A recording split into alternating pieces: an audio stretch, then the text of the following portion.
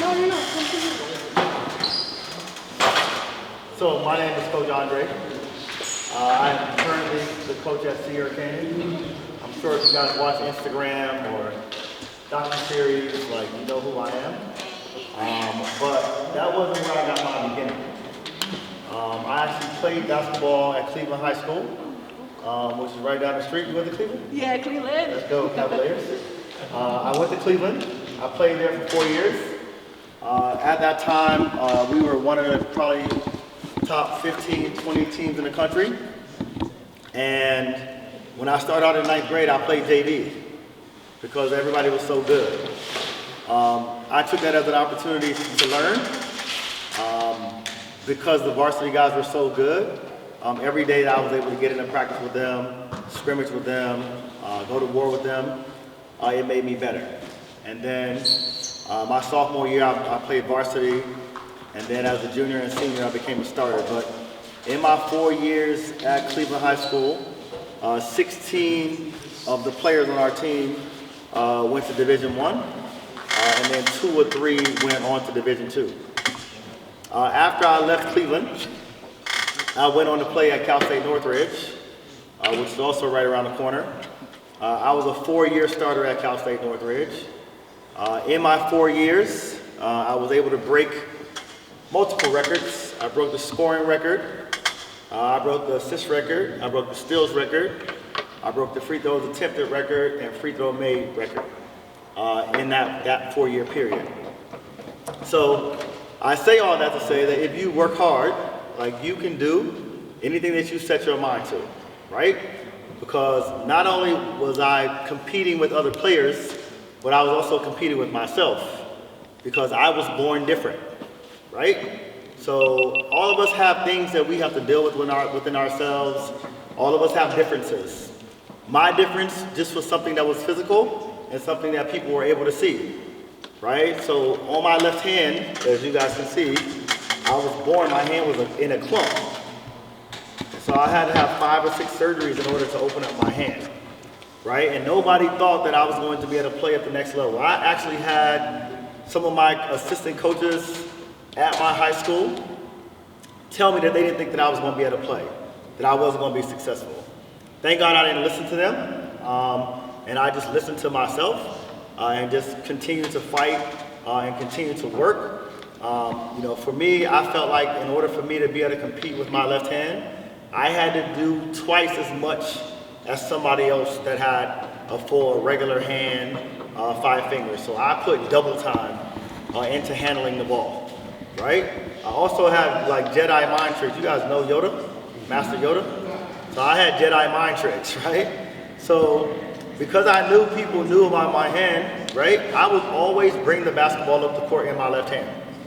Every single time, when there was no pressure, I would bring the ball up left. Why?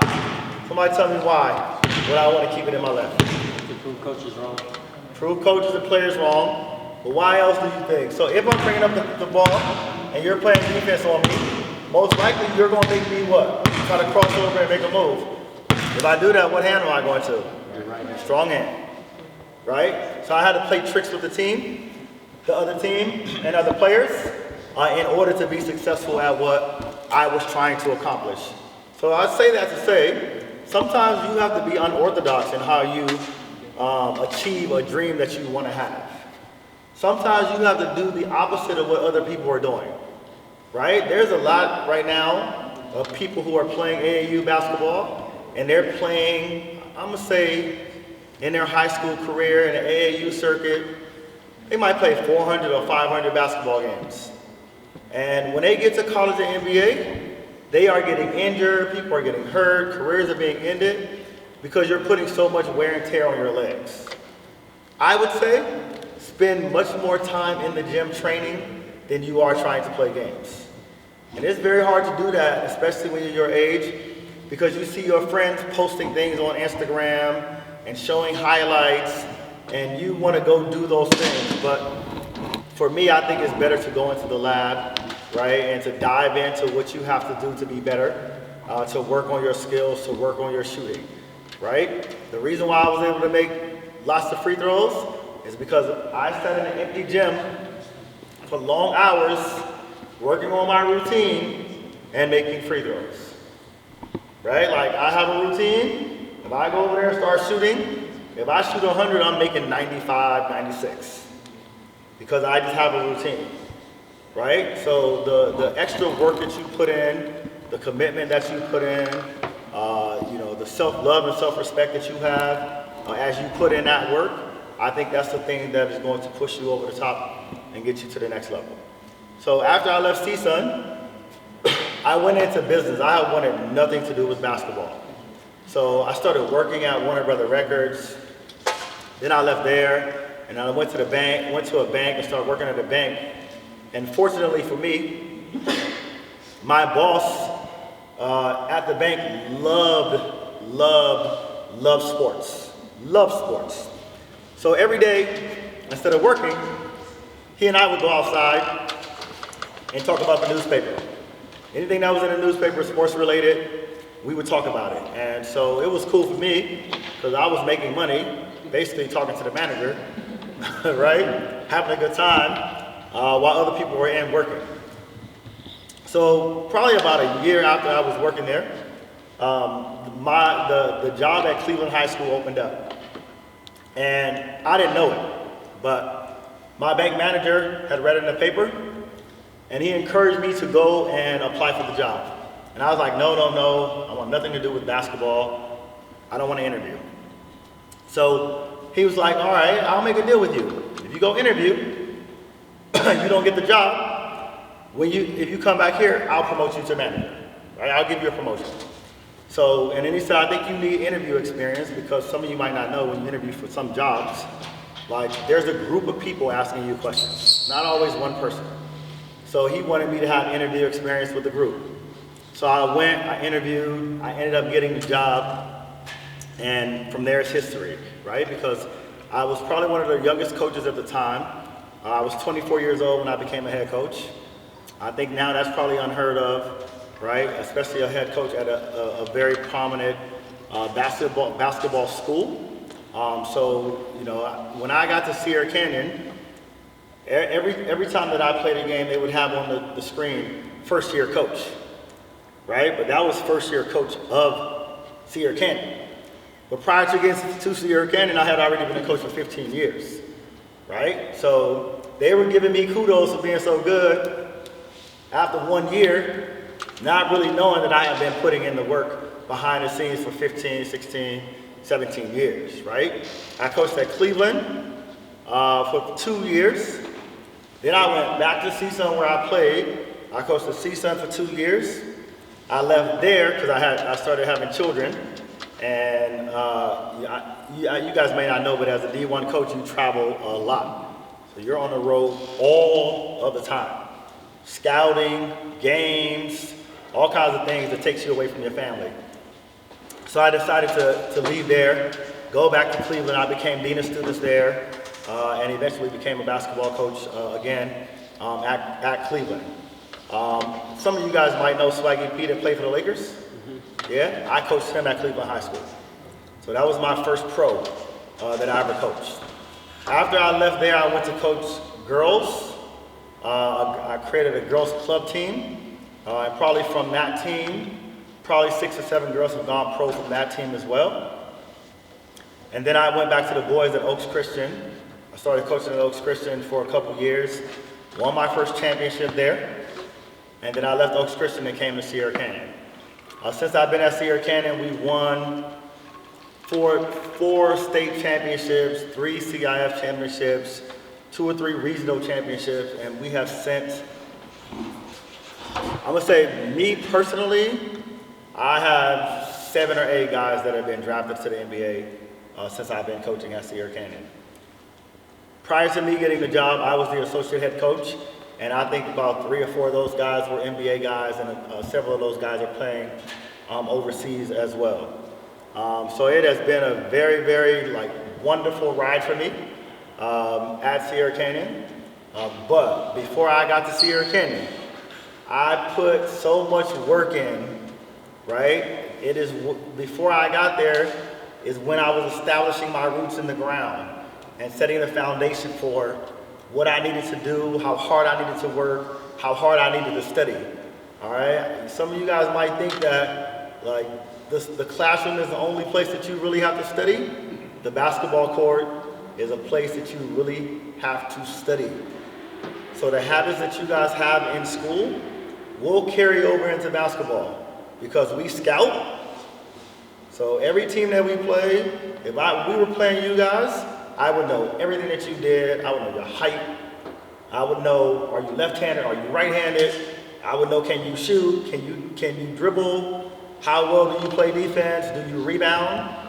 We have to study, right? And we have to write up things for our players, and our players have to study. This day and age, you guys don't like to go watch film on the computer. So we have to get creative and actually send clips to your phone so that you can study while you're driving in the car, right? So you would watch a clip of the person that you were guarding. You would watch a clip of all of the plays that the other teams run. So you guys run certain plays. When we came in the gym, coach would call a play, we would call the play, right? If you like Brown, we like Brown, watch the double screen. He's setting the screen on the double, then he's gonna set a down screen, then they're popping. We're talking through the plays that you guys are running, right? So it's very important that like you guys keep your mind very astute, right? Keep your mind fresh, keep your mind working, because sports is another place where you will have to study, you will have to use your mind, and you will have to be able to think quickly and react, and then change your thought and react again, right? So I'm transitioning into school because studying, doing well in school, right? And I'm not saying that everybody is going to go to college and everybody's going to get a degree, but studying, getting an education is vitally important. Sometimes an education is meaning that you have a mentor or you have somebody that is doing something that you really want to do, and you go sit with that person and you learn from that person and you talk to that person, right? So I would encourage you guys, anytime you get an opportunity, right, to go talk to coach. Ask a question about his journey. Ask him how he got to where he got. Where did he play high school basketball? Ask him about the history of the game, right? Because sometimes we have knowledge standing right beside us, and because we know the person, we have a tendency not to ask them questions and dig deep into the things that they've had to do in their life to get to where they are today. Nobody, where you see them now, there's nobody that where they are now is where they started.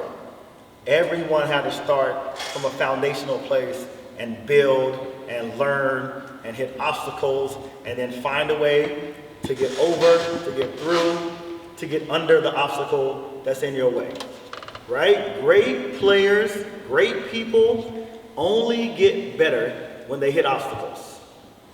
Every single person in the room is going to hit an obstacle, right? The question of who you are going to be and how great you are going to be is what are you going to do when that obstacle is put in front of you, right? One of my mentors told me that an obstacle is not put in your place, put in front of you to stop you. It's put there to see how badly you want something.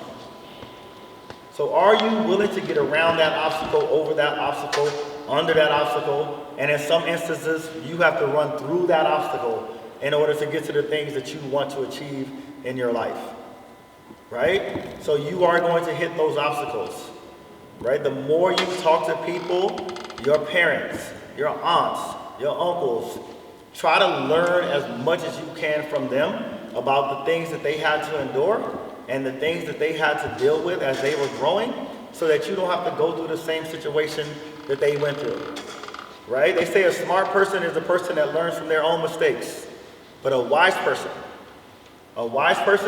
is somebody who learns from others' mistakes. If you can be smart and wise at the same time, where you're learning from the things that you go through, and you're learning from the things that your parents and the adults have gone through, I think the trajectory of your life is going to move higher, faster. So please make sure you take full advantage of everything that is put in front of you and the people that are put around you so that you can learn. Make sure you continue to educate yourself. Continue to educate yourself. and know that obstacles are put in your way to make you better. And again, every single person in the room has a difference. So when you're looking in the mirror or you don't like something about yourself, or you look at somebody at school and you think they have it better than you, it's not necessarily true. Every single person is dealing with something in their lives. Mine is physical, so you get to see it. Other people's are not physical, so you don't always get to see it. But just know, everybody is dealing with something. So anytime you have an opportunity to love on a person that's standing beside you, to say hello, to give an encouraging word, to give a smile, do that. Because it's not only going to help that person, but it's also going to lift up your life and be well for you. All right? Thank you very much.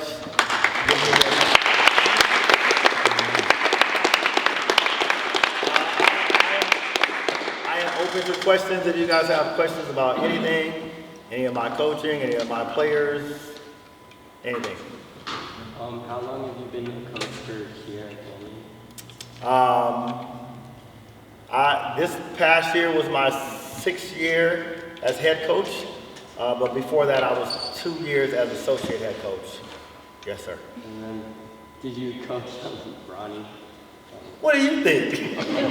Ronnie just graduated from high school. If I've been there for 6 years, do the math. Did I coach Ronnie? Yes, I coached Ronnie. I'm coaching his brother currently, Bryce. I coach KJ Martin, who was Kenyon Martin's son. I coach Dwayne Washington, who was Derek Fisher's nephew. Coach both of Scottie Pippen's kids. One is in the NBA and the other one just committed to Michigan. Who else have I coached?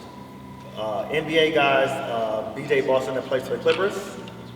Cassius Stanley plays for Detroit. Zaire Williams plays for Memphis. Dwayne Washington is at New York. KJ Martin is playing for the Sixers. I'm scanning in my head. I'm forgetting somebody. Marvin Bagley plays for Detroit as well. He went to Sierra.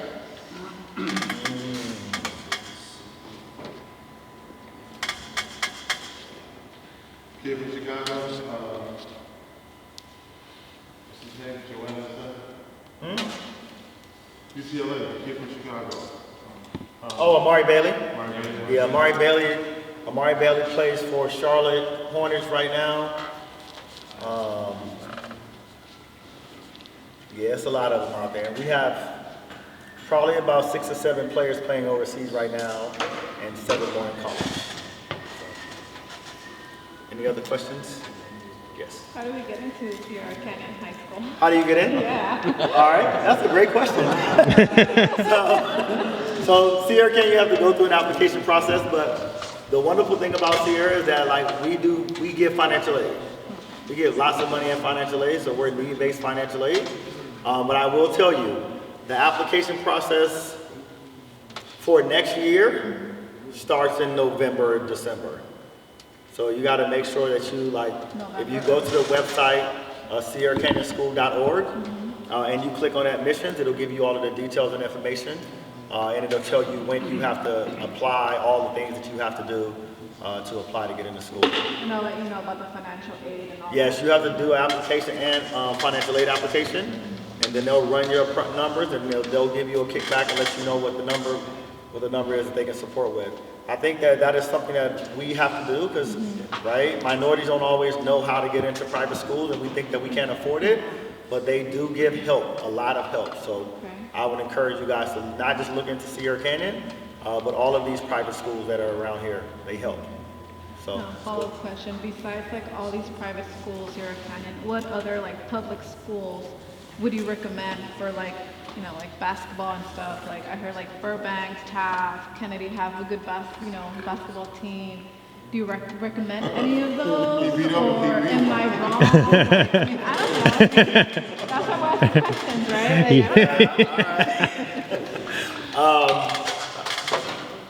I think West Ranch, who was up in Santa Clarita area, public school, they've been pretty good. Okay. Taft historically has been pretty good. They have a new coach over there, so I don't know what direction they're going, if they're going to continue to push in that direction. El Camino is pretty good. This past year, Cleveland and Chatsworth are pretty good. Chatsworth has Gilbert Arenas' son that plays there, and so they have a pretty good group around him. And then Cleveland just, in the last couple of years, hired one of the players that used to play at Cleveland, and so they're starting to do very well. And you know, Cleveland also has a very, very good magnet school, so their academic program is pretty close to that of a private school. So that's a good place where you can get the combination of like high academics and high athletics as well. I guess the Burbank and Burroughs schools are pretty good.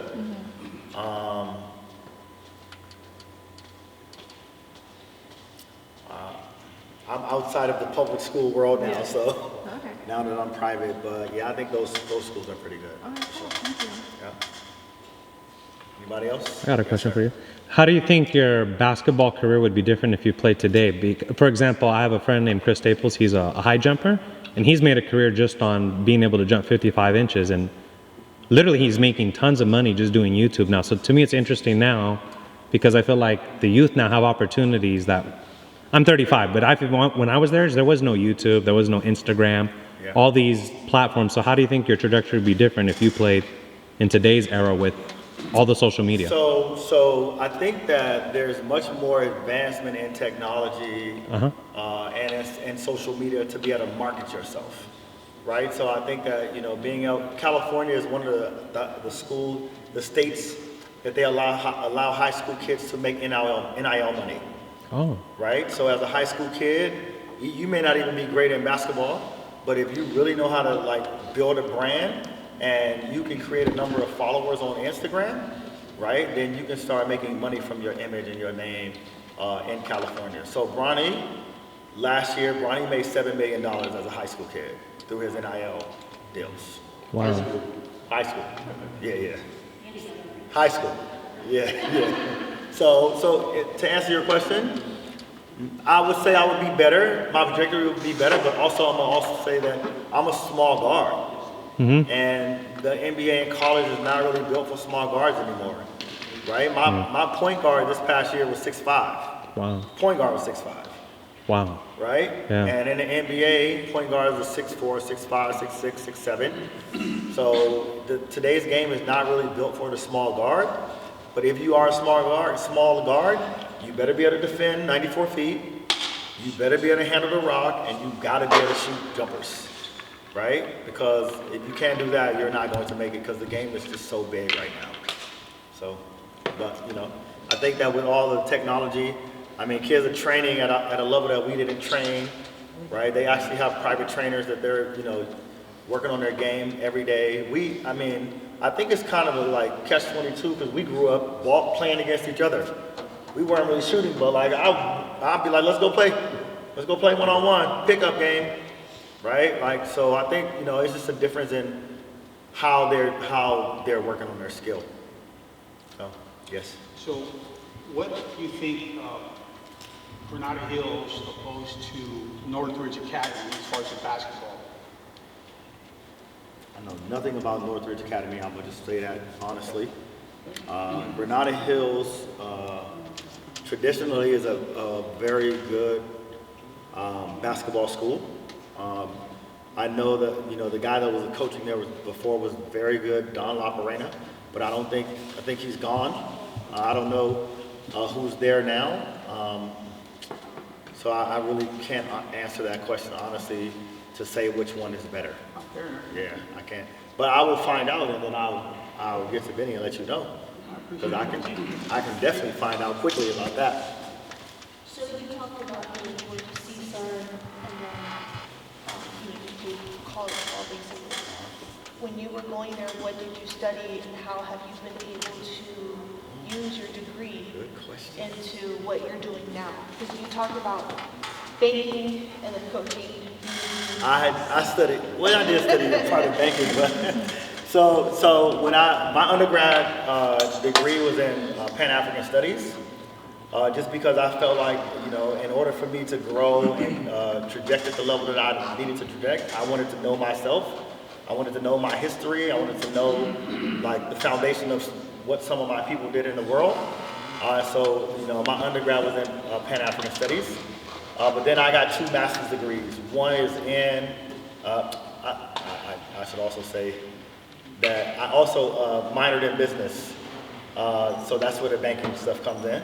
So majored in Pan-African Studies, minored in business, and then I have 2 master's degrees. One is in secondary education, and the second one is in secondary education and leadership, because before I got the job at Sierra Canyon, my goal was to open up a charter school. One more question. Why did you stop playing basketball, and why didn't you want to continue if you were like so good at it? Yeah, when I came out of college, they still had the CBA in existence, and the players were staying in Motel 6s and riding in vans. And I just was like, man, I can go. I became a teacher and a coach pretty quickly, and I was making pretty good money at the businesses that I was at. So I was like, I'm not going to keep on chasing. And I didn't have a great relationship with my college coach, so he wasn't giving me the direction that I needed to understand the CBA game. You know, in later years we became close and, you know, brushed things under the rug. But I felt like I should just go to work and start working on my career instead of like driving in vans. And yeah, if it was today's game, I would play, because I mean the CBA guys are making $500,000. They can make up to $500,000 now. So I would definitely go play for that. Got it. For sure. You guys don't have questions as a kids? You guys are all silent. I'm going to ask on behalf of them, like, is there anything they can do middle school, high school right now that's non-athletics related to help them on the court? Like, I know you talked a little bit about like the critical thinking skills, but like anything that you say, So- I would have done this. So I think one of the things that our generation did with these kids, they don't really watch basketball. So I would not leave the television on weekends watching college games, right? When the NCAA tournament was going on, like I'm watching every single game. These kids are more of like, I'm gonna watch the highlight, I'm not gonna watch the full game. And the highlights don't tell a story, right? I mean, they tell a story, they don't tell the real story. Because there's highlights of people who had a terrible game, but the highlights make it look like they had a great game, because you don't ever see a missed shot, you don't ever see a travel, you don't ever see a missed rebound, right? So I think that wherever you want to go to in life and get to in life, you have to study that at that level. So I would always watch the college game, you know, just try to learn my position, learn how to read plays, anything I could pick up from watching, but I would just encourage them to watch as much basketball. And I'm gonna say this, you guys might not like me for saying it, but I'm gonna say it anyway. Do not watch the NBA. Do not watch the NBA and try to emulate what they're doing. It is not real basketball for high school and college players. The game in the NBA is entertainment. The game in the NBA is more about one-on-one skills, right? You guys know there's like defensive 3 seconds in the paint. So basically, if I beat you one-on-one and I beat you in the basket, there's no help down there. In college, in high school, what's going to happen when you get down here? What's going to happen? It's going to be clobbered. There's going to be a lot of people. There's going to be 7-footers, right? So the high school and college game are probably more indicative of what you should be studying now to get yourself ready for whatever the next level is for you, right? The NBA game is fun. They're very, very talented. They're very good, but you shouldn't be watching the NBA. Now, if you're watching an individual player, and like, I want to be like Kyrie, so I'm gonna make sure I can use both hands around the rim. I'll make sure I got hooks, floaters. I'll make sure I can handle the ball without looking at it. I'm gonna do all that. Yes, go ahead and model those individual players. But if you're trying to learn the game, you should watch UConn. Watch UConn. Play hard, they share the ball, they execute, the coach got a chip on his shoulder, players got a chip on their shoulder, right? Yep, there's a thing that we talk about, you guys know what it means to be a dog? Yeah, we talk about being a dog. That means like, when you get on the court, change your mentality. You ain't giving nobody nothing easy. Constant pressure on people. Pressure defensively, pressure with the ball, pressure with everything. If you're gonna be a dog, gotta keep going. No, there's no dogs that like, in the middle of the play, they stop and take a break. No. If you're a dog, you're gonna keep going and going and going and going and going. So please be dogs. Parents, that's a positive thing, I promise you. Please. Be a dog. You can be a dog too. Females can be dogs too. Anything else? All right. How important is attitude? Be a dog. Right? It's everything. I mean, you can be talented and not have the right attitude and not be able to play.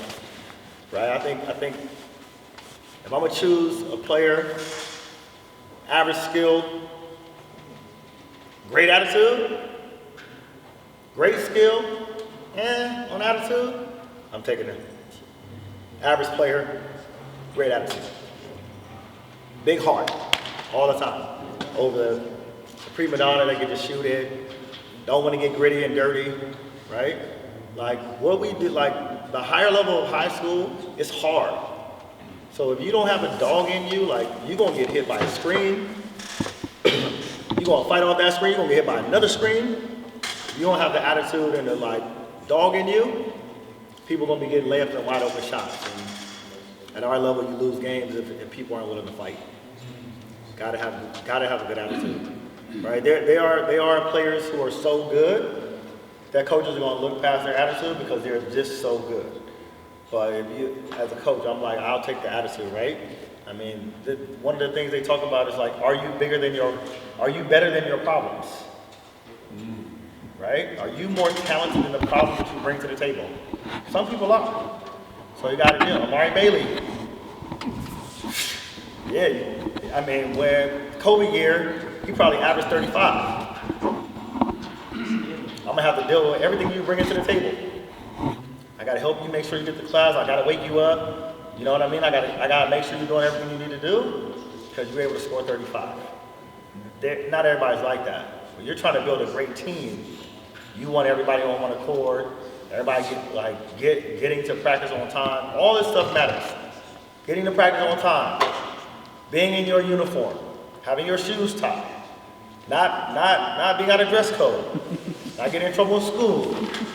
All of this stuff matters when it comes to success. The less, the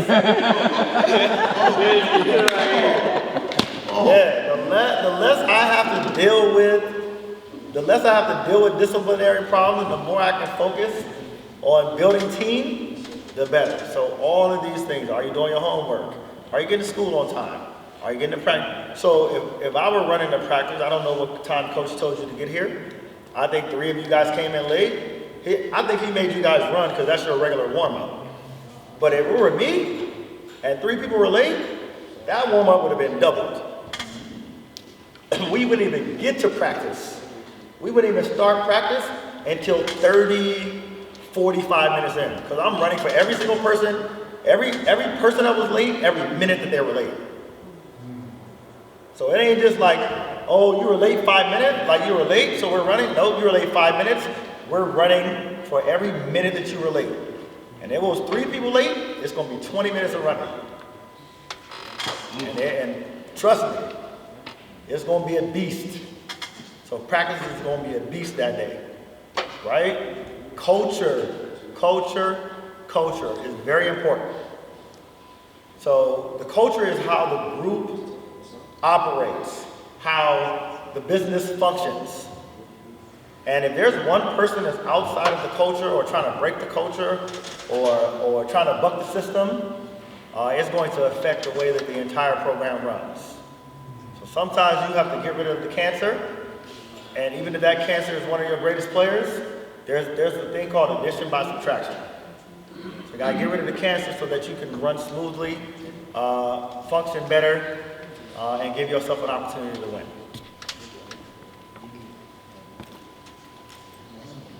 You got another question? I think a good one, you could tell how important is the people they're around and their peers at this age, because I've seen it, I had friends and they get in with the wrong They're a bad crowds and influence on you?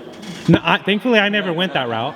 I was never that to get, but I did see people with potential squander it because they let the wrong influences or the wrong people take them down. I'm sure you've seen that on high levels. Yeah, they say that Michael Jordan is not the greatest player to ever play the game.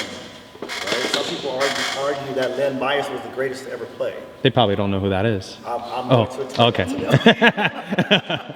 I'm going to get there, I promise. Okay. So Len Bias played at the University of Maryland and was drafted by the Boston Celtics. And before he could put on a Boston uniform, he died from cocaine. So talk about like the people that you're around and the decisions that you make can change your life. You have to make sure that you are putting yourself around great people, right? They say that you are the sum of the 5 people that you spend the most time with. So are you spending time with people who are studying, who are making great decisions, right? Who are doing good things, who are helping people, who are serving? Or are you hanging out with people that are ditching school, not doing their homework, not doing things that's going to be conducive to what it means to be successful? It's very important that you surround yourselves with people who are doing positive things, right? And if somebody is not doing a positive thing, this is the big question. Are you man enough or woman enough to say, I love you, but I'm leaving you there, and you walk away, right? Because this world's not made up of people. Everybody in the world is not going to be successful. People are going to make bad decisions. You have to make sure you're trying to put yourself around people who are going to uplift you, push you, challenge you, that have done things that you want to do, that have made more money than you have made, right? So my mentors all make more money than me. So I'm going to try to steal every lesson that I can. How did you do it? Why did you do it? Who helped you get to this place? How can you help me get to this place? Right? So I'm always going to put myself around those people. But I'm also going to reach back and try to pull somebody up that was in the same boat as me 5 years ago, that's looking for a group of people or a mentor or somebody that can help them to do better in their lives. So as much as I get help from other people, I also try to reach back and help others as well. And you guys should always do that, because there's always going to be a player better than you and older than you. There's always going to be a player that's not as good as you and younger than you. So you can always help. Always. Anything else? You players got any questions? Could take me 3 months to get here. It did take him 3 months. He's persistent, I will say. It took him a while. When you're like scouting for players and stuff, what's like a main thing you look for in that player? I'm looking for skill level. I'm looking for IQ, right? Which means like, do they understand the play? I'm looking to see, like, when you come out of the game, are you going to the bench and you dapping your people up? Or are you going to the end of the bench like this?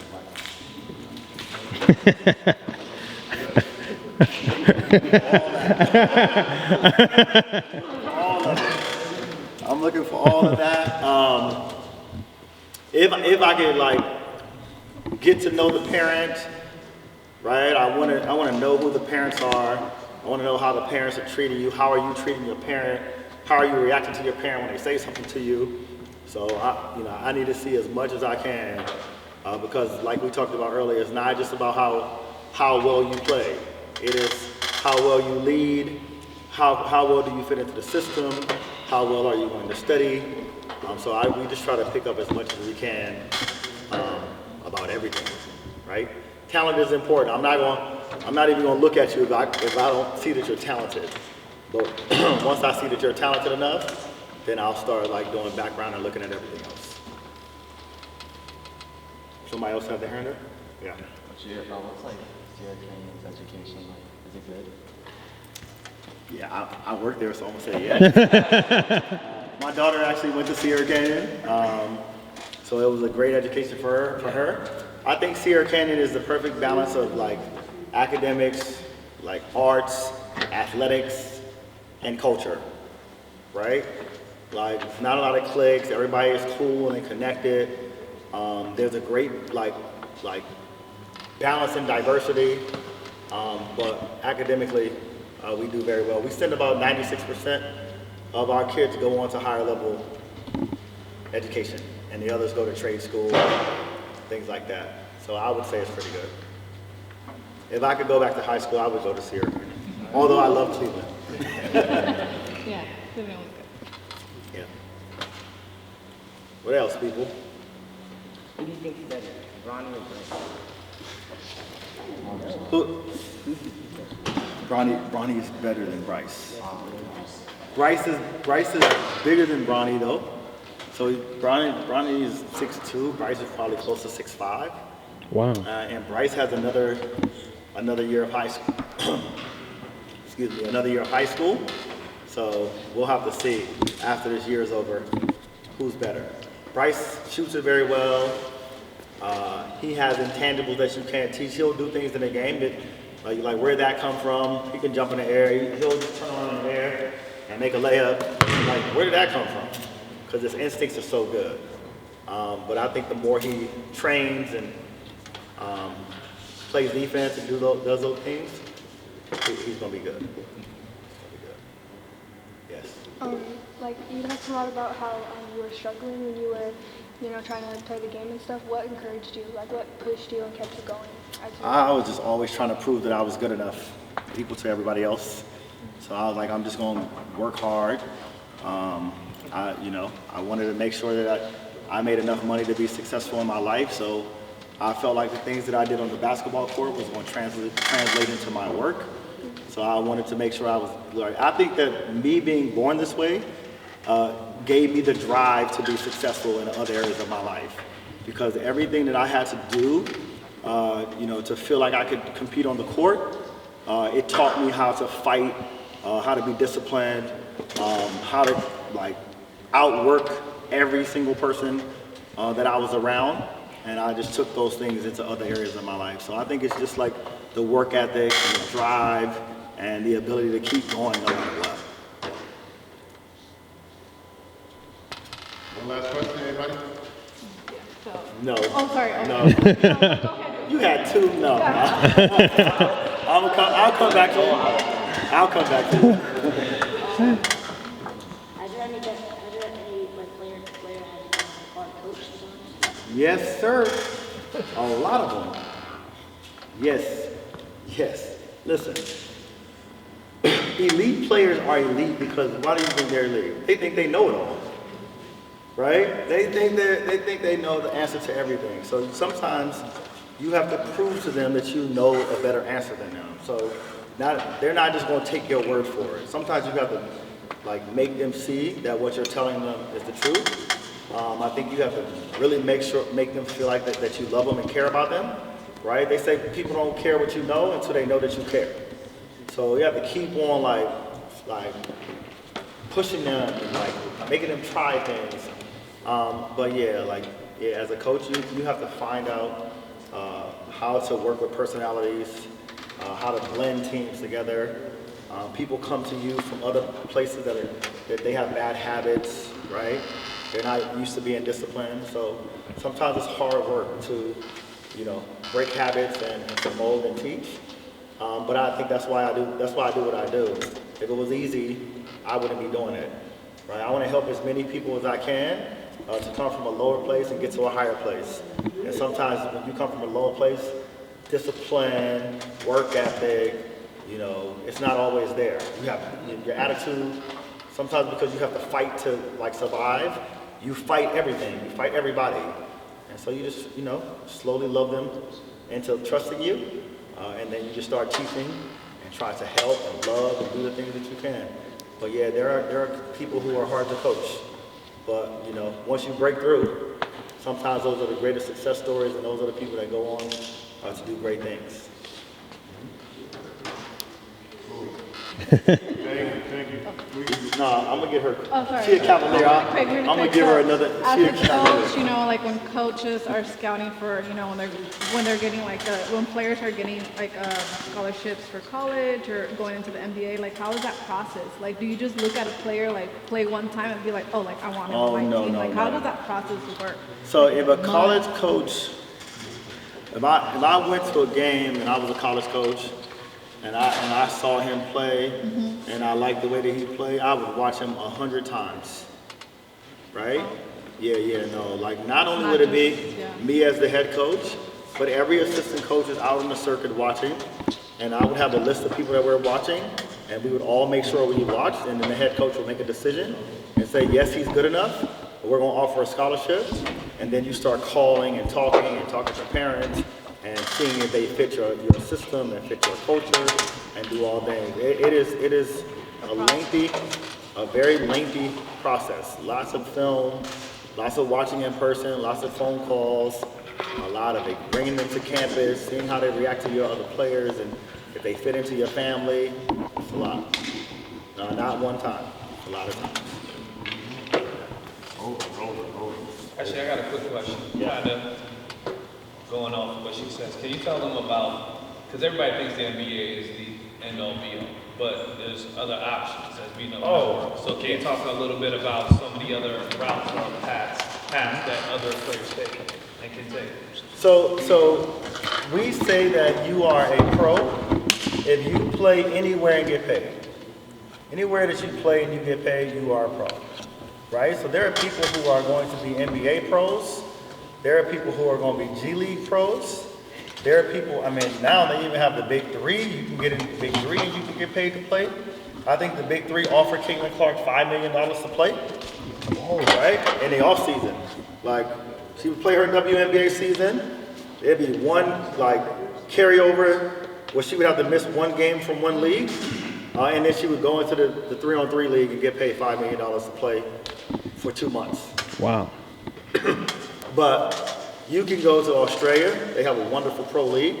They pay very well. You can go to the Philippines.